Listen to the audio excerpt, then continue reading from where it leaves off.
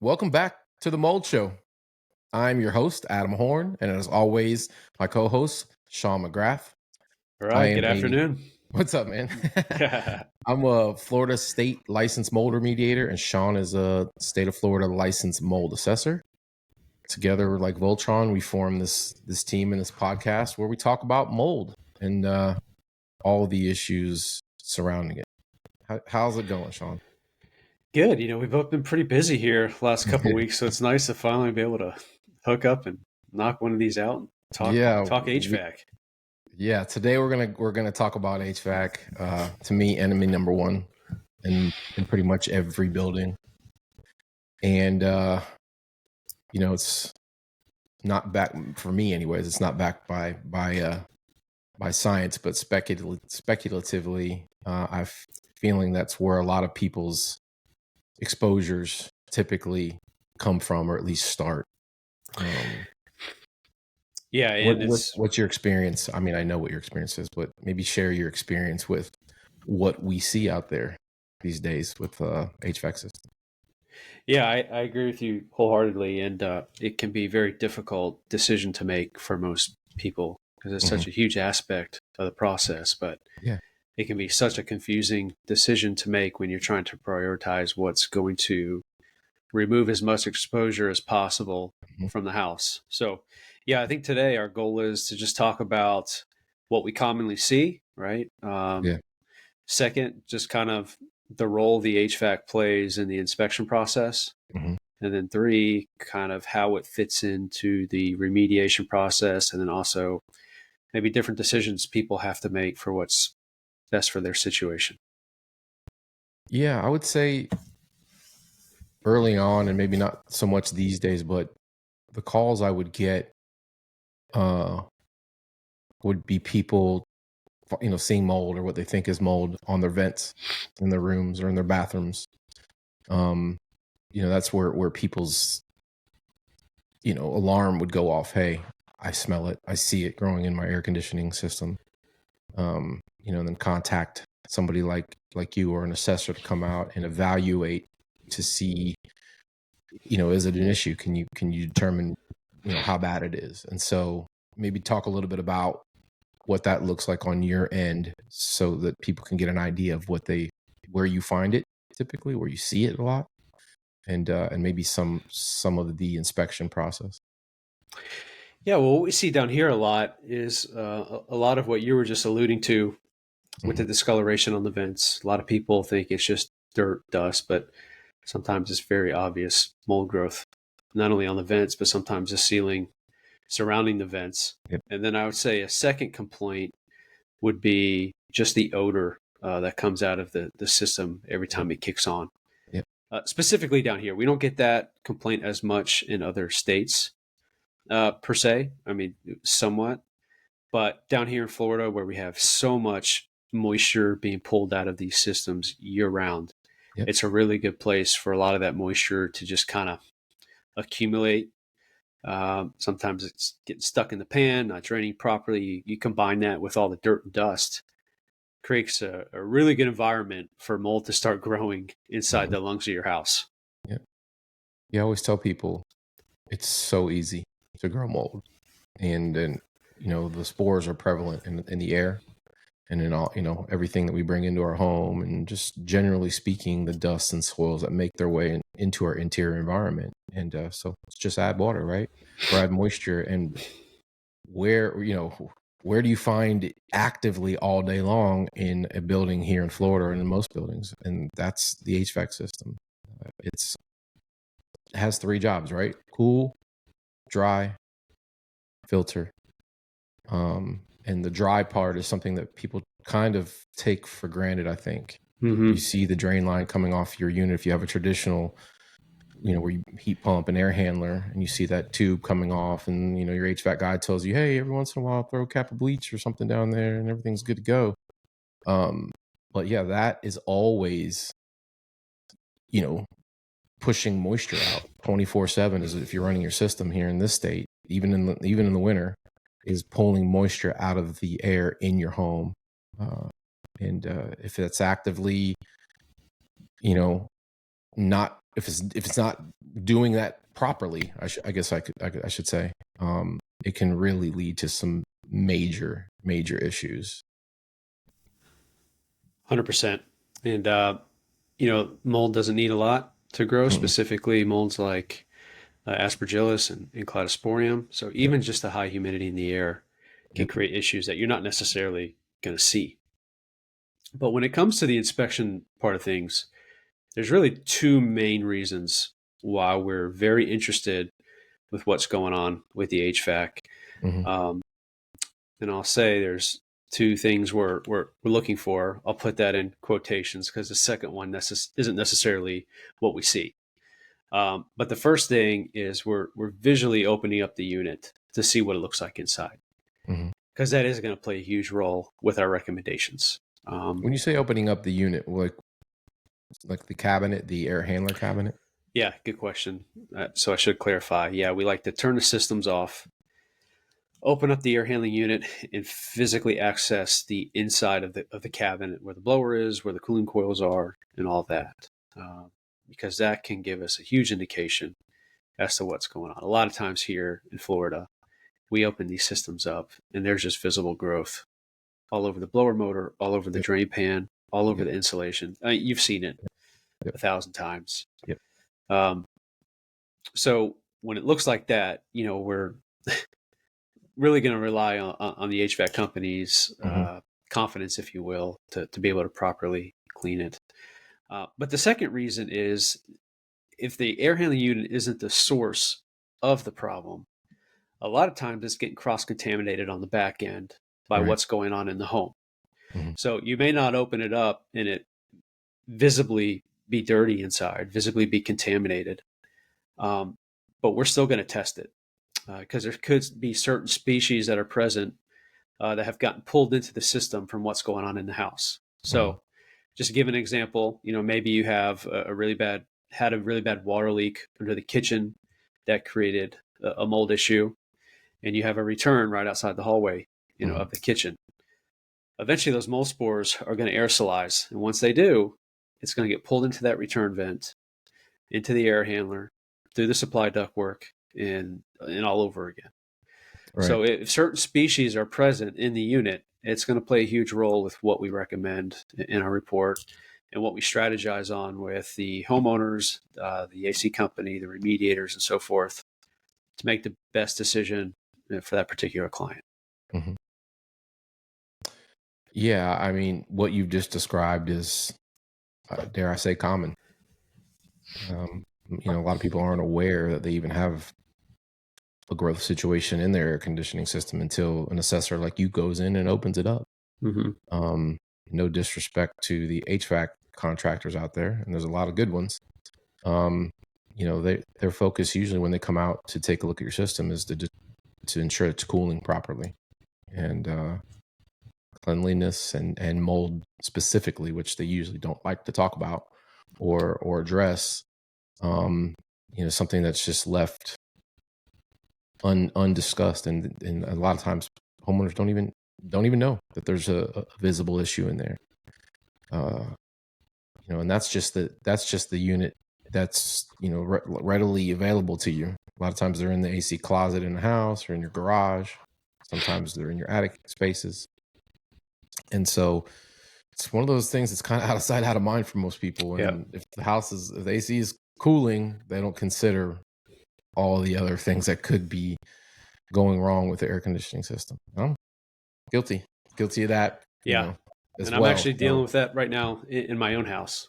There you go. But, and another thing is a lot of times the air handling unit is the actual source of the water vent in the house. I mean, how many times do we see an AC backup? And if it's in the attic or in the garage, it's kind of going to exacerbate those problems and create a little worse situation, actually. If you've lived in Florida your entire life, you've probably had some type of water damage event from in and around your air conditioning system, or know somebody who has. It just, it's part of the mechanical, lifeblood of your home, and it has moisture running through it all the time.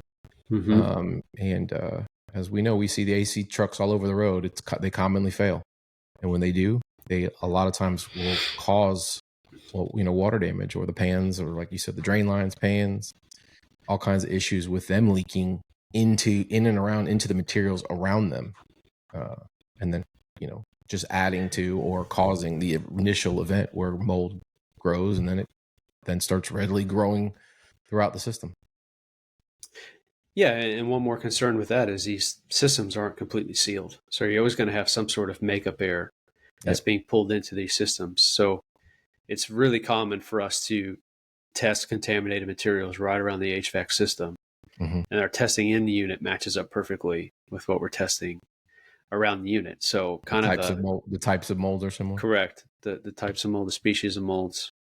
We find the water damage molds that are capable of producing toxins in the system itself. Yep. Because of where it's placed and where the water damage occurred. Talk a little bit about the rest of the system, right? We all see we have, traditionally, and you could have a different style of air conditioning system, but I'd say by and large, the most common type was a split unit, right? You have the pump outside, you have the handler inside, in your garage or in the AC closet, like I said, or sometimes in the attic. What about the other components that make up the system, like the plenums, the fiber, the insulation board boxes above and below, and then as you get up into the attic space, what do you see with those? Yeah, typically those are going to be built down here anyway. In some of the northern states we work in, you have a lot of metal ductwork, which can be a little easier to clean. But what we see down here, you're right. We see a lot of the fiber board ductwork, fiber insulated ductboard that creates the plenums, and then the flex ductwork branching off of that to our attics, and then if it's 2 floors in the ceiling cavity. Typically, when we see a lot of visible growth in the unit, those plenums that branch off of the supply side of the unit are just as contaminated. That's where all the air is being pushed out of. So it's often, or pretty common, I should say, that when an HVAC company gets in there and takes a look, that all that's visibly contaminated as well. We're a little limited with what we can do on our side of things because I'm not a licensed HVAC company. So neither am I. I can't go cutting in the plenums and removing flex duct lines to look up and down both ways like a really good NADCA certified company would do, which NADCA stands for National Air Duct Cleaners Association, for those of you that don't know. And they're usually far more educated when it comes to the cleaning, the hygiene of the systems, and understanding how mold works with the HVAC, how to properly clean it, the right technology to use to keep your systems clean from there on out. So it's pretty common. If it's cleanable. If it's cleanable, correct. Right. Yeah. But, it's pretty common that we don't have all the answers once we do our inspection and do the testing, and we really have to work as a team with the HVAC company that our homeowners hired, and, strategize with them to make the best decision. Unfortunately, it's not a one-size-fits-all decision. There's a lot that goes into it. There really is. It's a complicated system.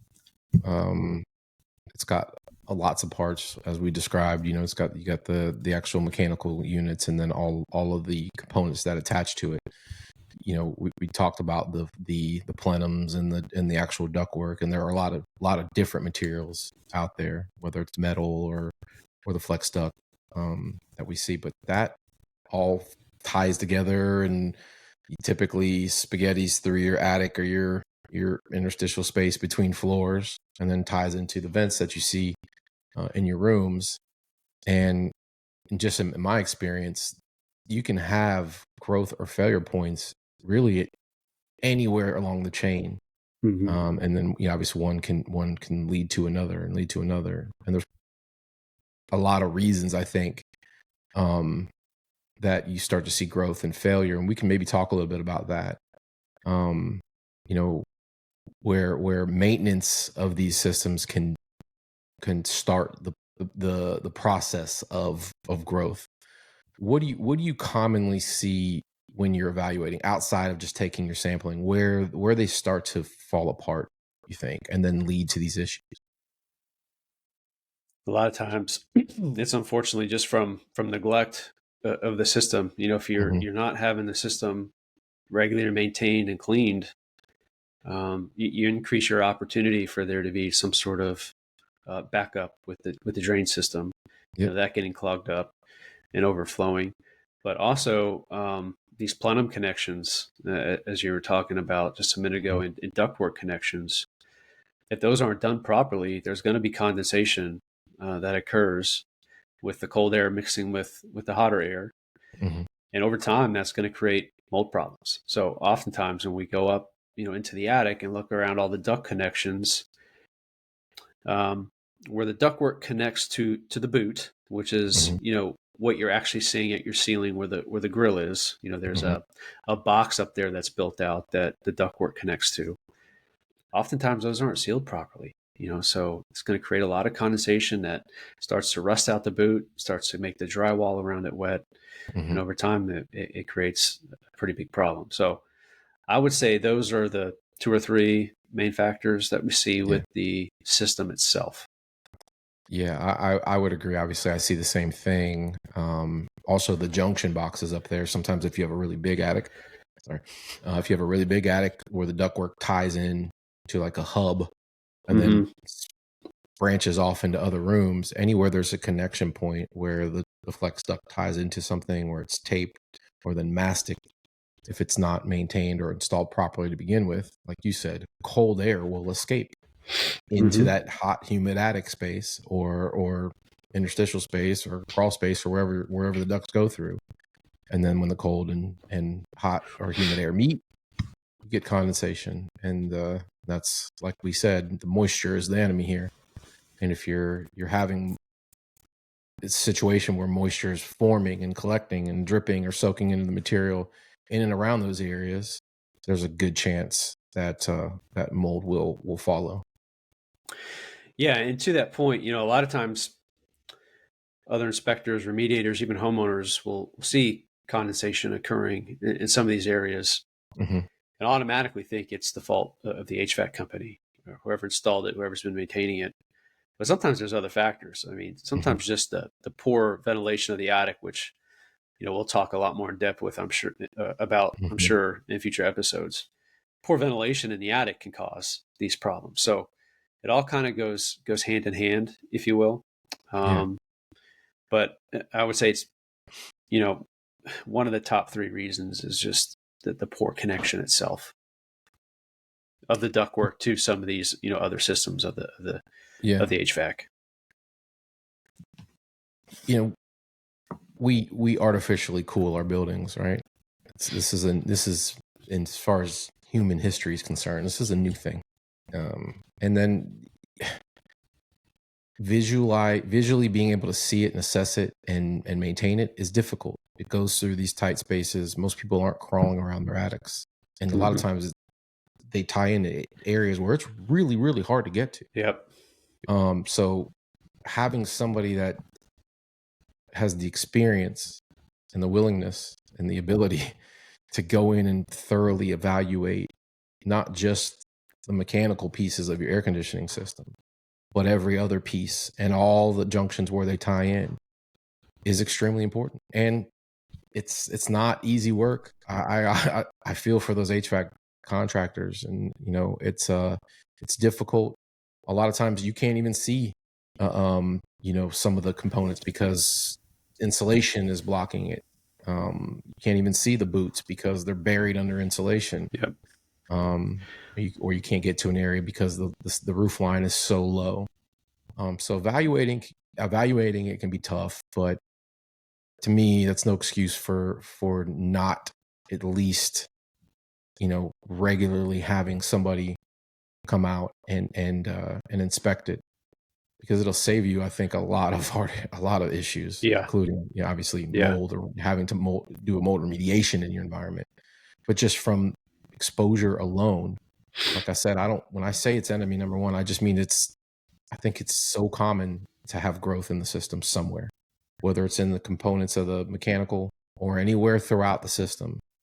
And we live in these buildings and we're breathing that air, for 18 hours, 10, 12, however much time you're in that home and your children are in that home. I think it's a place, again, I'm not a medical professional, but I think it's a place where we all, probably start to develop our sensitivities to it just from prolonged exposure in these confined spaces.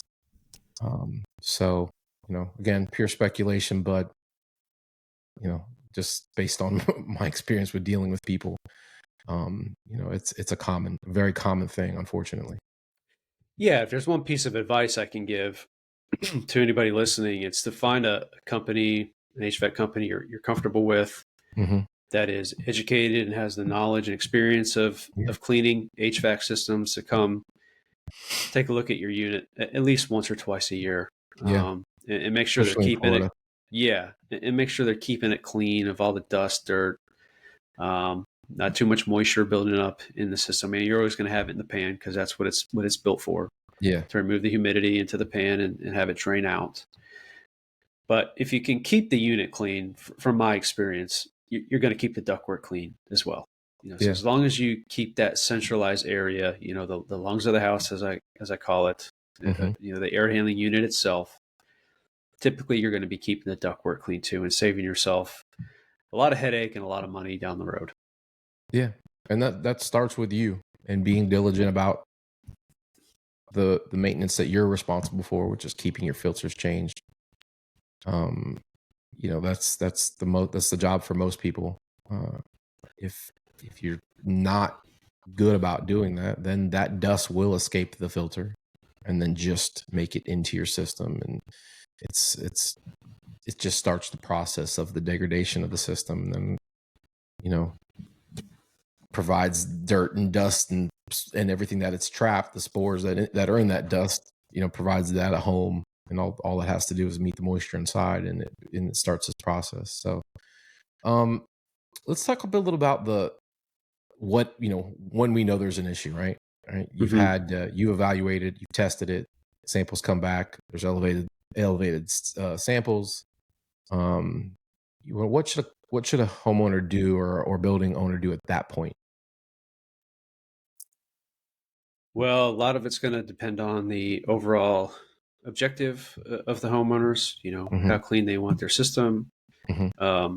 Whether or not the ductwork is cleanable or not. And we talked about metal ductwork a little while Mm-hmm. ago, or briefly anyway. That's typically a lot easier to clean than what definitely. we have down here. The flux ductwork that we have, and then the insulated ductboard, that can be hard to clean, because if you go at it too rough with some of the equipment they have, you're going to start breaking down the materials. A lot of it's fiberglass, create fiberglass particulate, which you don't want that blowing around your house either. So typically, if you have high mold contamination, certain species, and then you're seeing the visible growth on the ductwork of that type of ductwork anyway, your best option is going to be replacement. Again, I'm sure there's companies out there that will still try to clean it. Probably going to recommend encapsulating it in some way, shape, or form once they disturb some of the fiberglass material. But again, ultimately, it's going to come down to how clean do you want your system, right? Some of it comes down to how sick our clients are, and how some of their testing on their body matches up to what's in the HVAC unit. A lot of times that will kind of play a huge role in whether or not they decide to clean or replace. So I wish there was just an easy answer to that easy question, but there's a lot that goes into that decision. It is a very difficult decision. Like most things now in home maintenance, HVAC systems are costly, cost prohibitive, and usually that's the first component that helps people make a decision. What is it going to cost me to do it? And I'll add, before you go deeper into that thought, Adam, Mhm. A lot of times it's not just the HVAC that we're looking at either. Usually there's several sources throughout the house that we're having to Yeah, prioritize exactly. along with it. Right. That's a great point, right? That there's lots of other areas in the home that are typically in need of remediation, and then the HVAC is part of that. Mm-hmm. And typically always done by a licensed HVAC contractor, unless you're just tearing it out. But yeah, that's the tough part, right? You test it. They start to interview HVAC contractors, and finding one that is NADCA certified, that knows how to clean it properly, is hard for a lot of people, because they may live in areas where they're limited in regards to what contractors are out there in their area and what kind of skills they have to do it. So I mean, depending on what we know and how contaminated it is, replacement's always the most effective option. If cleaning it isn't, you can't find somebody that you trust to clean it properly. And if it's grossly affected, depending on the type of materials, replacement is maybe your only option if you want to clean it properly. And then what can be replaced, what can't be. There may be certain components need to be replaced, and some can be cleaned. And so it is a confusing situation for some, and even makes it even tougher when you can't find, or it's difficult to find, an HVAC contractor that even understands it, respects it, and knows how to clean it properly. Yeah, I agree. So the due diligence process should take a while. Interviewing these HVAC companies, you shouldn't just choose the first company that says duct cleaning, because not all processes are created equal there. Yeah. And strongly advise finding a company that's NADCA certified. Now, again, I've seen different levels of work even within that community. And any company that tells you that they'll be done in 2 or 3 hours, there's just no way to do it correctly. I mean, with just my house, just one system, it took Enviro Air Systems, I think 7-8 hours to clean. So if you have multiple systems, you can do the math there. It's not just a few hour job. It's at least an all day job if you have one system, and if you have more than one system, multiple days. You have to have the right equipment, putting the system under negative pressure, negative air, just as you would from the remediation side. Sealing off the vents at certain spots so that you don't have a lot of that dust and debris being pushed out into your house. So it's pretty labor intensive if your unit's a candidate for cleaning. A lot that goes into it, more than just sticking their hand and HEPA vacuum up in the ceiling, as far as they can reach in your ductwork. All right, if you're listening, we had some technical difficulties earlier that kind of kicked us off our recording. Unfortunately, this is a little later in the day, and Adam couldn't join back with me because he had some obligations. But, we just had a few minutes left, so just want to finish my thoughts here. If you're watching on YouTube, it's probably pretty obvious. I'm wearing different clothes than I was earlier. But just want to finish up on my thoughts, about the NADCA certified cleanings. If a HVAC system is a candidate for that, if you do decide to clean your system, it's very important to test on the back end to validate that we've brought the original numbers from a mold perspective, down to semi acceptable levels. It's never going to be perfection, probably, if there's been a mold issue in the home or in the system, and you do decide to clean. But the goal would be to bring those levels down as much as possible. Of course, much lower than the original testing showed, and hopefully there's no water damage molds present anymore, capable of producing mycotoxins. I also think it's very important to plan on installing, some sort of technology on the back end from a filtration standpoint.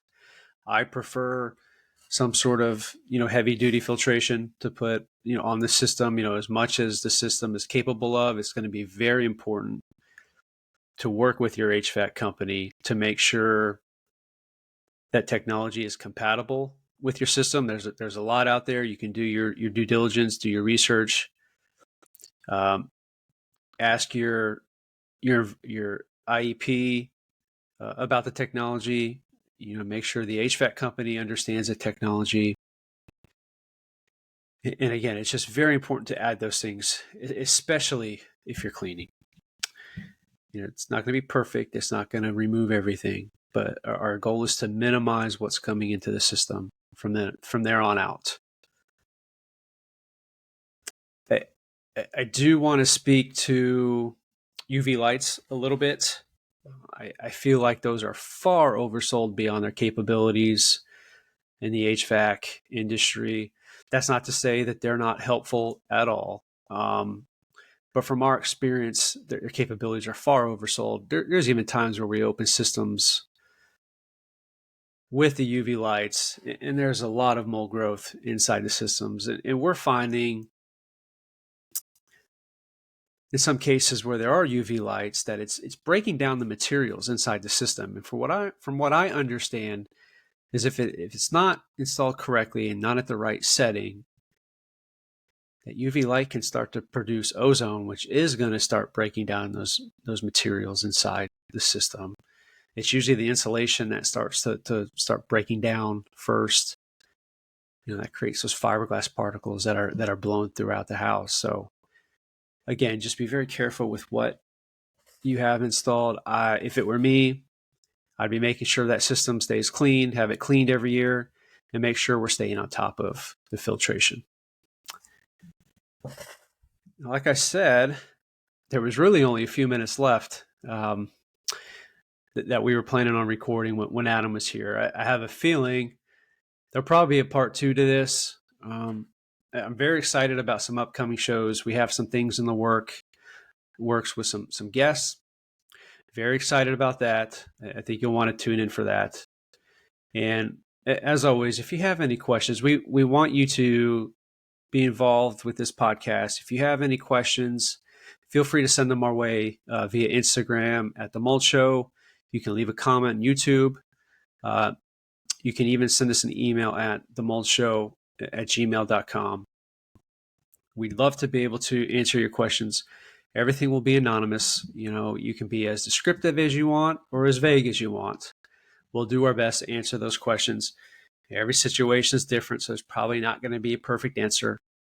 But if you send those questions in, you will remain anonymous, and we'll do our best to answer your questions. So thanks for listening. Hope you tune in next time. Have some very exciting things in the works, and can't wait to see you again. Good night.